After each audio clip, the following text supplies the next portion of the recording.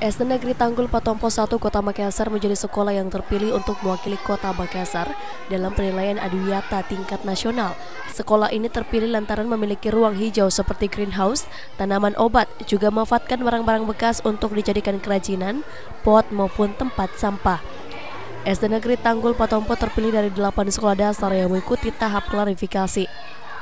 Kita dari Dinas Pendidikan Kota Makassar, dalam hal ini pemerintah Kota Makassar, tentu berharap bagaimana kemudian SD Negeri Patompo 1 ini untuk tahun 2017 masuk menjadi salah satu sekolah adiwiyata mandiri.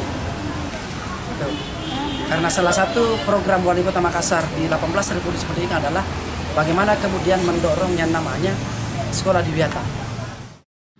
Sebagai sekolah dasar yang telah memenangkan adiwiyata tingkat kota, provinsi dan kini mengikuti tingkat nasional atau mandiri, Kepala Sekolah SD Negeri 1 Tanggul Patompo 1 Sijaya mengatakan bahwa sekolahnya memiliki visi menciptakan lingkungan yang nyaman dan juga bersih dengan memanfaatkan sampah dan mengurangi pemakaian plastik.